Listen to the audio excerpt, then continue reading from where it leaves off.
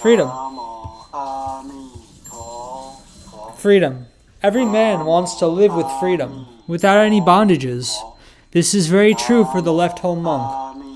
With the alms bowl, they get their food wherever they are, while traveling to faraway places all alone. They stand on the summit of the mountains, walking in the deep oceans. Their shoes step on the clouds in the mountains, breaking them down. Thus the life of a monk who travels all over.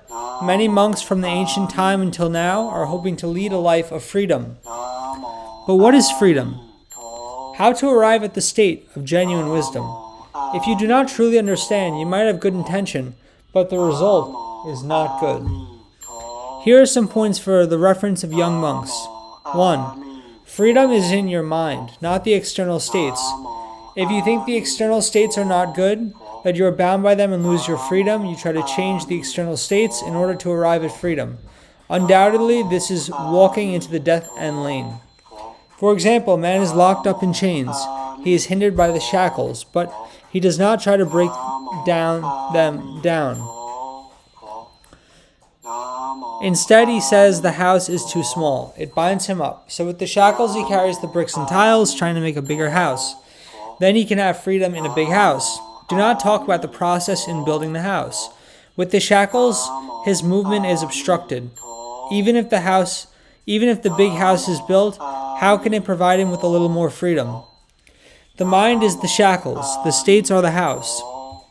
The shackles in the mind bind us up. We have no freedom. The surrounding is quite expansive. If you desire freedom, the proper way is to break down the shackles in the mind. Freedom is here, not in other places. Some people complain their unit is not good. Their group is not good. Their place and their work are not good. They thought by changing them, it will surely be good. Of course, the environment has certain influence, but if you can suit yourself, freedom is here. If you cannot suit yourself, trying to pick and choose, there is no freedom for you. 3. Freedom is in the present, not in future. Some people are always looking forward into the future.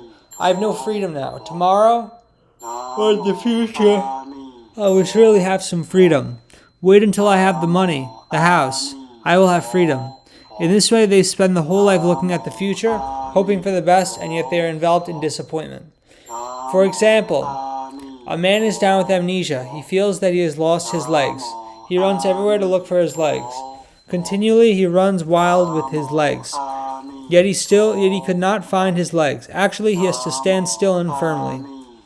His legs are actually supporting his body. What is the point for him to run wild? Running here and there. How can he ever find his legs by running wild everywhere? Freedom is off the shelf.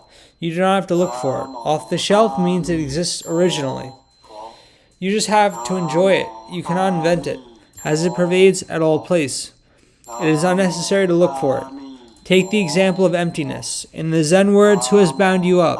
Since no one is binding you up, you are originally a free man.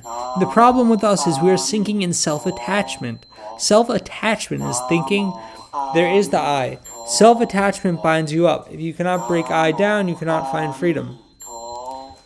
Freedom is in the Buddha, not among people. The Buddha is all at ease. Men are not at ease.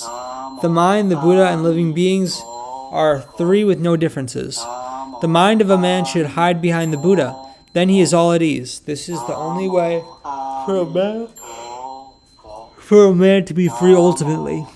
At the instant of Amitabha recitation to seek a rebirth, to vow to be born in the Pure Land, to rely on the strength of the Buddha's vows, we are calm at ease in accord with conditions. This is the greatest freedom. Wherever we go, at whatever time, we are always at ease. Those Amitabha reciters who recite the Buddha's name, who say that they have profound faith in the Dharma door of Amitabha recitation, are complaining about their environment. They are looking for freedom everywhere. This is like a man who is holding onto a lantern, yet he's looking for lights. I hope they can penetrate the Dharma meanings. They should moisturize the mind with the Dharma. Then they can obtain the freedom in the mind. Only then can they enjoy freedom fully. Here are some words of guidance. A selfish man has no freedom. Freedom is to benefit others. An arrogant man has no freedom. Freedom lies in a humble man. Loving oneself does not bring freedom. Freedom lies in loving others. A fake man does not have freedom. Freedom lies in sincerity. A stubborn man has no freedom. Freedom is for the one who lives in accord with conditions. A man who runs away from responsibility has no freedom. Freedom is in a man who can shoulder their responsibilities.